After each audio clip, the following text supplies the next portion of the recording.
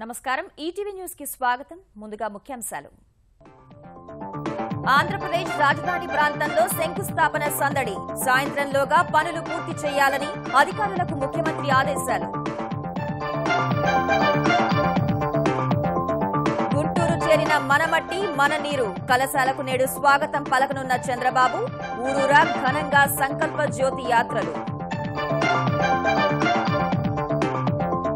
తెలంగాణలో బీసీలకు భారీ నజరానా ప్రకటించిన ప్రభుత్వం సంక్షేమం బోధనం ఉపకార వేతనాలకు ఆదాయ పరిమితి పెంపు తెలంగాణ వ్యాప్తంగా నేడు సద్దుల బతుకమ్మ సంబురాలు సెలవు ప్రకటించిన సర్కార్ ముగింపు వేడుకలకు ముస్తాబైన భాగ్యనగరం కోర్టు మాంసం వివాదంలో కశ్మీర్ ఎమ్మెల్యేపై ఢిల్లీలో సిరా దాడి దేశంలో భిన్నాభిప్రాయాలకు తావు లేకుండా పోతోందని రాష్ట్రపతి ఆందోళన అంతర్జాతీయ క్రికెట్కు వీడ్కోలు పలుకుతున్నట్లు సెహ్వాగ్ సంకేతాలు వచ్చే ఏడాది మాస్టర్స్ లీగ్కు ముందే నిర్ణయం ఉంటుందని వెల్లడి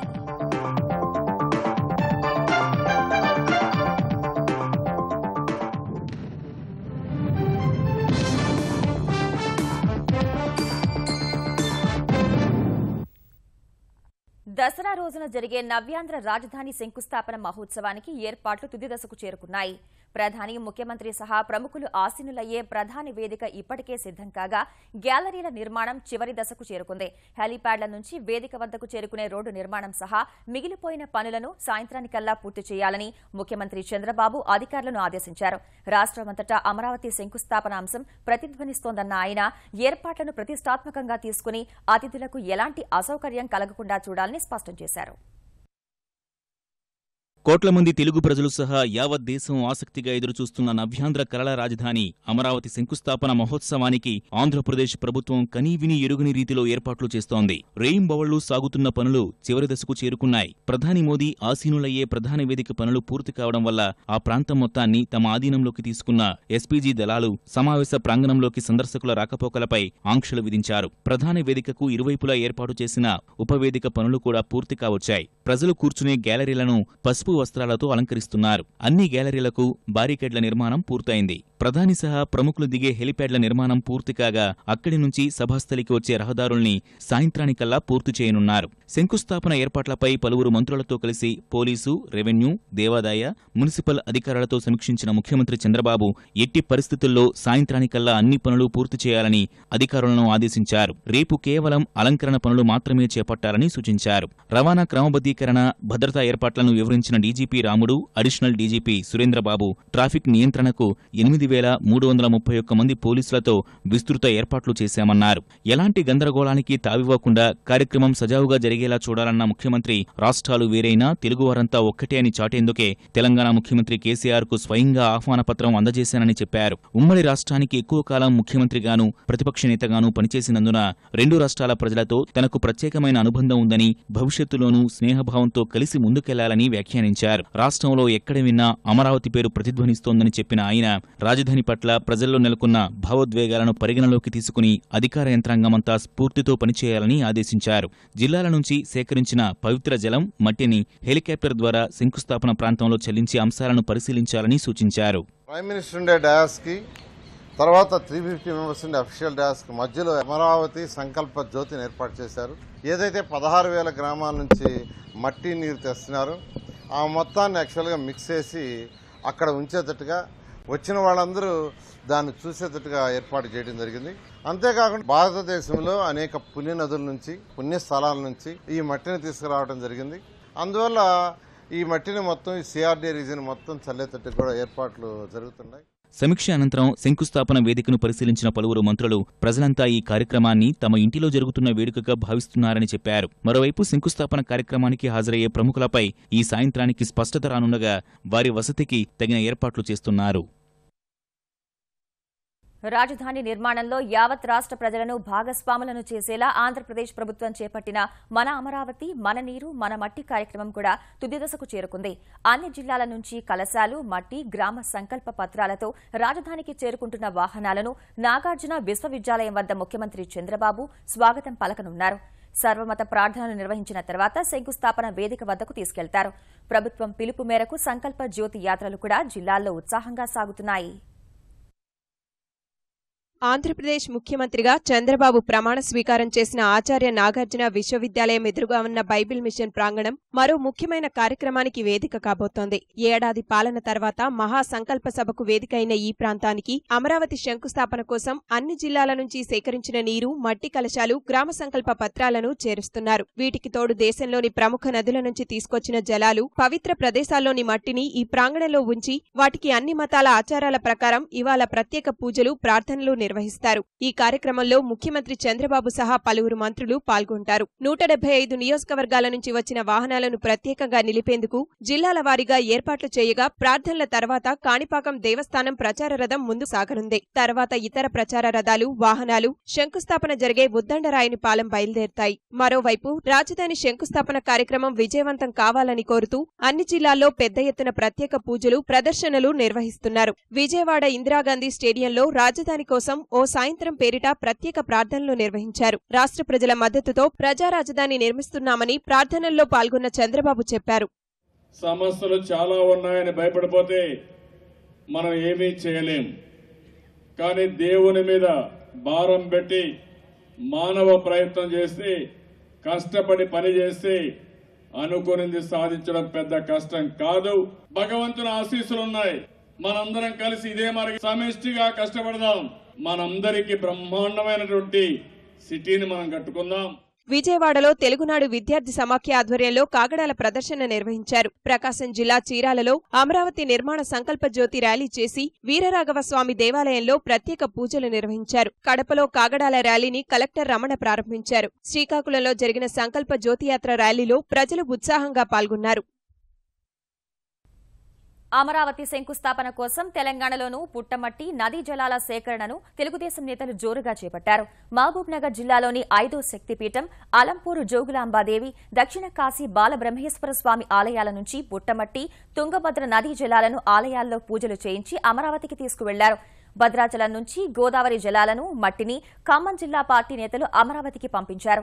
రెండు రాష్ట్రాలు పరస్పరం సహకరించుకుంటూ అభివృద్ది పథంలో సాగాలని నేతలు ఆకాంక్షించారు. మరోవైపు అమరావతి శంకుస్థాపన కార్యక్రమానికి తెలంగాణ ముఖ్యమంత్రి కేసీఆర్ హెలికాప్టర్లో వెళ్లనున్నారు. తొలుత రోడ్డు మార్గంలో వెళ్లాలని భావించినప్పటికీ వాహన రద్దీ దృష్ట్యా హెలికాప్టర్లో వెళ్లాలని నిర్ణయించారు.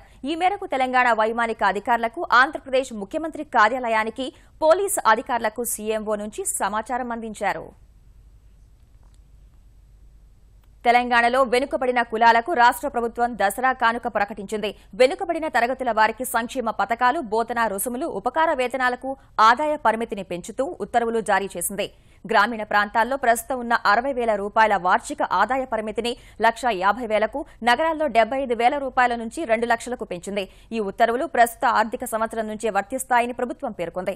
1992లో నిర్ణయించిన బీసీల ఆదాయ పరిమితిని పెంచాలంటూ ఆ వర్గాల నుంచి చాలా ఏళ్లుగా వినతులు వస్తున్నాయి. ప్రత్యేక రాష్ట్రం ఏర్పడిన తర్వాత ఆదాయ పరిమితి పెంచాలన్న విజ్ఞప్తులపై అధ్యయనం చేయాలని ముఖ్యమంత్రి కేసీఆర్ బీసీ సంక్షేమ శాఖను ఆదేశించారు. ఆ మేరకు ఆ శాఖ ముఖ్య కార్యదర్శి రాధా నివేదిక సమర్పించగా ఆదాయ పరిమితి పెంపునకు ముఖ్యమంత్రి ఆమోదం తెలిపారు. 10వ తరగతికి ముందు, తర్వాత ఉపకార వేతనాలకు, గురుకులాలు, వసతి గృహాల్లో ప్రవేశాలు, స్వయం ఉపాధి పథకాలు, రాజీవ్ అభ్యుదయ యోజన, గ్రామీణ ప్రాంతాల్లోని మార్జిన్ మనీ వంటి వాటికి ఈ పెంపు వర్తిస్తుంది.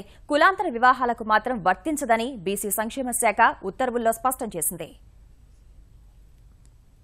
ఆర్థిక ఇబ్బందుల్లో ఉన్న తెలంగాణ రహదారి రవాణా సంస్థ 500 కోట్ల రూపాయలు అప్పులు తీసుకునేందుకు తెలంగాణ ప్రభుత్వం అనుమతిచ్చింది.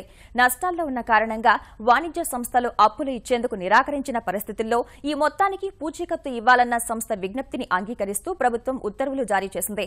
2,500 కోట్ల నష్టాల్లో ఉన్న తెలంగాణ రహదారి రవాణా సంస్థకు రోజుకు ₹1 కోటి పైగా నష్టం వస్తోంది. ఇటీవల ఉద్యోగుల వేతనాల పెంపు పెనుభారంగా మారి నిర్వహణ కష్టమైంది. ఫలితంగా సొసైటీలో కార్మికులు జమ చేసుకున్న మొత్తం సహా పీఎఫ్ సొమ్మును కూడా జమ చేయకుండా సొంతానికే వాడేసుకుంది. తాజాగా తీసుకునే అప్పు ద్వారా ఆయా బకాయిలను తీర్చాలని యాజమాన్యం భావిస్తోంది. సంస్థ బస్సుల్లో వివిధ వర్గాలకు రాయితీ ఇస్తుండగా ఆ మొత్తాన్ని ప్రభుత్వం చాలా కాలంగా చెల్లించలేదు. ప్రస్తుతం తీసుకున్న అప్పులో కొంత భాగాన్ని ప్రభుత్వమే వాణిజ్య బ్యాంకులకు చెల్లించే అవకాశముందని రహదారి రవాణా సంస్థ వర్గాలు చెబుతున్నాయి. శ్రీనగర్లో ఇటీవల గొడ్డు మాంసంతో విందు ఇచ్చారనే ఆరోపణలు ఎదుర్కొన్న జమ్మూ కశ్మీర్ స్వతంత్ర శాసనసభ్యుడు షేక్ అబ్దుల్ రషీద్పై ఢిల్లీలో కొందరు నిరసనకారులు సిరా, చమురుతో దాడి చేశారు. జమ్మూ ప్రాంతంలో ఈ నెల 9న 2 ట్రక్ డ్రైవర్లను కొందరు దుండగులు పెట్రోల్ బాంబులతో దాడి చేసి తగలబెట్టిన ఘటనకు సంబంధించి వారి బంధువులతో కలిసి సోమవారం రషీద్ ప్రెస్ క్లబ్లో విలేకరుల సమావేశం నిర్వహించారు. సమావేశం తర్వాత ప్రెస్ క్లబ్ ద్వారం వద్ద నిరసనకారులు ఆయన వైపు దూసుకెళ్లి నీలం సిరా, నలుపు రంగు చమురు పూశారు. ఈ ఘటనలో 2 నిందితులను పోలీసులు అదుపులోకి తీసుకున్నారు. అంతకుముందు సమావేశంలో తాను ఇచ్చిన విందు గురించి వివరణ ఇచ్చిన రషీద్ తాను మాంసాహారిని కాదని, ఇతర మతాల వ్యవహారాల్లో జోక్యం చేసుకోవద్దని తెలియజేయడానికే ఈ విందు ఇచ్చినట్లు వివరించారు. దేశంలో భిన్నాభిప్రాయాలను గౌరవించే సంస్కృతి, సహనం మెల్లగా తగ్గిపోతోందని రాష్ట్రపతి ప్రణబ్ ముఖర్జీ ఆవేదన వ్యక్తం చేశారు.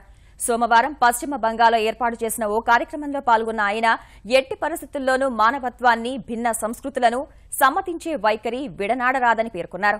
సమిష్టి కృషితో సమాజంలోని దుష్ట శక్తులను గట్టిగా ఎదుర్కోవాలని పిలుపునిచ్చారు. ఈ సందర్భంగా రామకృష్ణ పరమహంస బోధనలను ఉటంకించిన ప్రణబ్ సహనం, సమ్మతుల మూలంగానే భారత నాగరికత 5000 ఏళ్ల నుంచి వర్ధిల్లుతోందని వ్యాఖ్యానించారు.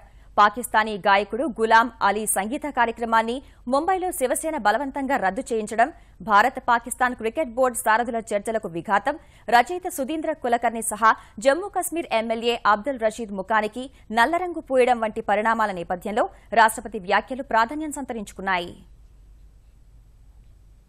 రాజకీయ లబ్ది కోసం భాజపా, సంఘ్ పరివార్ దేశ ప్రజల మధ్య చిచ్చు పెడుతున్నాయని కాంగ్రెస్ విమర్శించింది.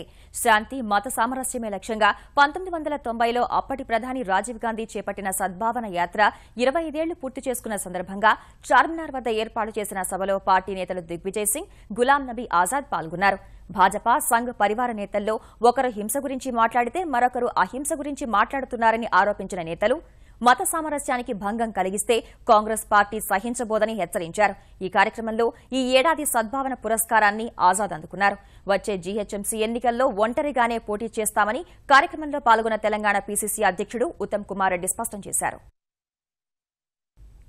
कांग्रेस पार्टी सबको जोड़ती है, बाकी पार्टियां समाज के साथ हमारी विचारधारा के विरोध में राजनीति के तोड़कर अपनी राजनीतिक रोटियां सेकना चाहते हैं. इसलिए आज इस देश में कांग्रेस पार्टी के सामने, सोनिया गांधी जी के सामने, राहुल गांधी जी के सामने सबसे बड़ी चुनौती है, तो वो चुनौती है विचारधारा की, सद्भाव की, సద్భావనకి. ఈ రోజు ఈ వేదిక నుంచి మరి తప్పనిసరి పరిస్థితుల్లో ప్రకటన చేస్తున్నాం. ఎంఐఎం పార్టీతో గతంలో కాంగ్రెస్ పార్టీకి కొంత సంబంధం ఉండిన మాట వాస్తవం. ఇక ముందు ఏ ఎన్నికల్లో ఎటువంటి విషయాల్లో ఎంఐఎం పార్టీతో ఎటువంటి సంబంధం ఉండవని చెప్పి నేను సభాముఖంగా మనం చేస్తాను.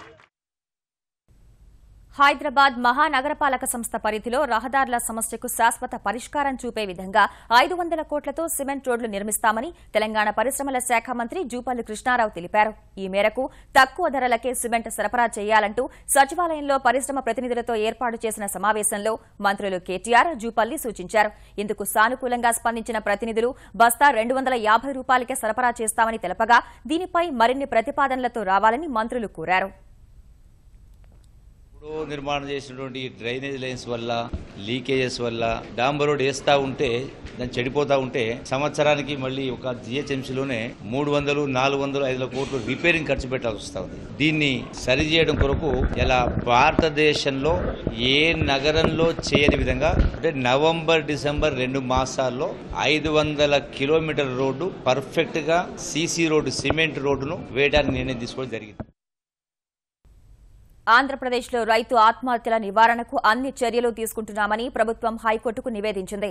రైతు ఆత్మహత్యలపై జన చైతన్య సమితి దాఖలు చేసిన ప్రజా ప్రయోజన వ్యాజ్యంపై కౌంటర్ దాఖలు చేసిన ఆంధ్రప్రదేశ్ ప్రభుత్వం రుణమాఫీ సహా వివిధ బీమా పథకాల అమలు, వ్యవసాయంలో సాంకేతిక విధానాలను ప్రోత్సహిస్తున్నామని వివరించింది.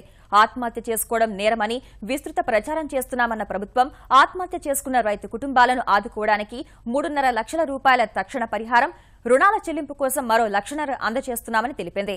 ఆంధ్రప్రదేశ్లో మొత్తం 4,354 మంది వ్యవసాయ విస్తరణాధికారుల నియామకం చేపట్టామని, చంద్రన్న క్షేత్రాలు, పొలం పిలుస్తోంది కార్యక్రమాల ద్వారా రైతుల్లో చైతన్యం కల్పిస్తున్నామని పేర్కొంది. సాగునీటి ప్రాజెక్టులకు ప్రాధాన్యమిస్తున్నామన్న చంద్రబాబు ప్రభుత్వం కృష్ణా, గోదావరి నదుల అనుసంధానం చేపట్టామని వివరించింది. బతుకమ్మ సంబరాల్లో చివరిగా సద్దుల బతుకమ్మ వేడుకలకు హైదరాబాద్లో ఘనంగా నిర్వహించేందుకు తెలంగాణ ప్రభుత్వం పెద్ద ఎత్తున ఏర్పాట్లు చేసింది. వేడుకలను పురస్కరించుకుని ఇప్పటికే ట్యాంక్ బండ్ పరిసరాలు ముస్తాబయ్యాయి. తెలంగాణ ప్రత్యేకతను చాటేలా ఉత్సవాలు, సాంస్కృతిక కార్యక్రమాలు నిర్వహించేందుకు పర్యాటక శాఖ ప్రత్యేక ఏర్పాట్లు చేసింది. ఎల్బీ స్టేడియంలో వివిధ శాఖల అధికారులతో సమీక్ష నిర్వహించిన పర్యాటక శాఖ మంత్రి చందూలాల్ ఎలాంటి పొరపాట్లకు తావు లేకుండా వేడుకలను వైభవంగా నిర్వహించాలని సూచించారు. మరోవైపు ఎల్బీ స్టేడియం నుంచి మొదలయ్యే శోభాయాత్రను దృష్టిలో పెట్టుకుని అక్కడి ఏర్పాట్లను మంత్రి తలసాని శ్రీనివాస్ యాదవ్ పరిశీలించారు. పార్కింగ్, శాంతి భద్రతలు, భోజనాల ఏర్పాట్లపై పలు సూచనలు చేశారు. ఎల్బీ స్టేడియం నుంచి జిల్లాల వారీగా శకటాలు, కళాకారుల ప్రదర్శనలు, మహిళా బృందాలు, బతుకమ్మ ఆటపాటలతో శోభాయాత్ర ఉంటుందని ఉన్నతాధికారులు వివరించారు. బతుకమ్మ ఆడే 15,000 మంది మహిళలు సహా మొత్తం 35 నుంచి 40,000 మంది వేడుకల్లో పాల్గొంటారని అధికారులు అంచనా చేశారు. ముగింపు వేడుకల్లో పెద్ద ఎత్తున మహిళలు పాల్గొనడం సహా రాష్ట్ర వ్యాప్తంగా ఘనంగా నిర్వహించనున్నందున తెలంగాణ ప్రభుత్వం ఇవాళ సెలవు దినంగా ప్రకటించింది. ముగింపు వేడుకలను అన్ని జిల్లాల్లో ఘనంగా నిర్వహించాలని అధికారులను ఆదేశించిన ముఖ్యమంత్రి కేసీఆర్ మహిళలకు అన్ని వసతులు కల్పించాలని సూచించారు. బతుకమ్మలు నిమజ్జనం చేసే చెరువుల వద్ద కట్టుదిట్టమైన ఏర్పాట్లు చేయాలని స్పష్టం చేశారు. గ్రామస్థాయి నుంచే పోలీసులు, ఇతర అధికారులను పూర్తి స్థాయిలో మోహరించాలని సూచించారు. హైదరాబాద్ ట్యాంక్ బండ్పై జరిగే ముగింపు వేడుకలకు ముఖ్యమంత్రి కేసీఆర్ దంపతులు, గవర్నర్ నరసింహన్ దంపతులు హాజరు కానున్నారు. ఉత్సవాల్లో 8వ రోజైన సోమవారం తెలంగాణ వ్యాప్తంగా బతుకమ్మ వేడుకలు ఘనంగా జరిగాయి. అన్ని జిల్లాల్లోనూ మహిళలు ఉత్సాహంగా సంబురాల్లో పాల్గొని ఆటపాటలతో బతుకమ్మను పూజించారు. హైదరాబాద్లోని భాజపా రాష్ట్ర కార్యాలయంలో జరిగిన వేడుకల్లో కేంద్ర మంత్రి బండారు దత్తాత్రేయ, పార్టీ తెలంగాణ అధ్యక్షుడు కిషన్ రెడ్డి కోలాటమాడారు. వేడుకల్లో భాగంగా రాజ్భవన్ సిబ్బంది వివిధ రకాల పుష్పాలతో బతుకమ్మలను చేసి రాజ్భవన్ ముంగిట ఆడిపాడారు. తెలంగాణ జాగృతి ఆధ్వర్యంలో నల్గొండ జిల్లా దేవరకొండలో జరిగిన వేడుకల్లో సంస్థ అధ్యక్షురాలు నిజామాబాద్ ఎంపీ కవిత పాల్గొని పెద్ద ఎత్తున తరలివచ్చిన మహిళలతో కలిసి బతుకమ్మ ఆడారు.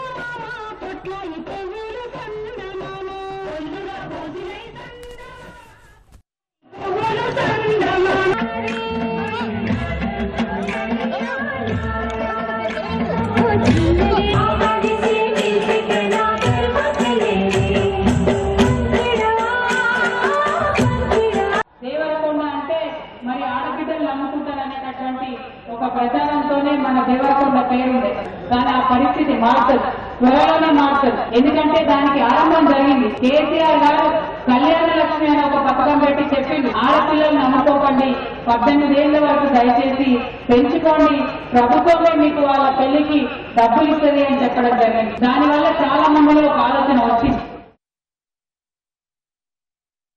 తిరుమలలో శ్రీవారి నవరాత్రి బ్రహ్మోత్సవాలు నయనానందకరంగా సాగుతున్నాయి. 6వ రోజు రాత్రి స్వామివారు గజవాహనంపై భక్తులకు దర్శనమిచ్చారు. వాహన సేవలో గజరాజులు, వృషభాలు ముందు నడవగా కళాకారుల కోలాటాలు, భజన బృందాలు తిరువీధుల్లో సందడి చేశాయి. గజవాహనంపై ఊరేగిన మలయప్ప స్వామిని దర్శించుకున్న భక్తులు గోవింద నామస్మరణతో కర్పూర హారతులిచ్చి నైవేద్యాలు సమర్పించారు. స్వామివారు ఈ ఉదయం సూర్యప్రభ వాహనం, రాత్రికి చంద్రప్రభ వాహనంపై విహరించనున్నారు. దసరా, మొహరం పురస్కరించుకుని బ్యాంకులకు రేపటి నుంచి వరుసగా 5 రోజులు సెలవంటూ జరుగుతున్న ప్రచారం అవాస్తవమని ప్రభుత్వ, ప్రైవేటు రంగ బ్యాంకుల అధికారులు తెలిపారు. దుర్గాష్టమి సందర్భంగా బుధ, గురువారాలు సెలవులు ఉంటాయని మొదట ప్రకటించినప్పటికీ రేపు సెలవు లేదని స్పష్టం చేశారు. ఇవాళ తెలంగాణ ప్రభుత్వం సెలవు ప్రకటించిన విషయం తమ దృష్టికి రాలేదని, బ్యాంకులు పనిచేస్తాయని తెలిపారు. మొహరం శుక్రవారమని మొదట భావించినప్పటికీ శనివారం జరుగుతున్నందున శుక్రవారం బ్యాంకులకు సెలవు లేదని వెల్లడించారు. ఫలితంగా బుధ, శుక్రవారాల్లో బ్యాంకులు పనిచేస్తాయని చెప్పారు. ఈటీవీ న్యూస్ సమాప్తం. నమస్కారం.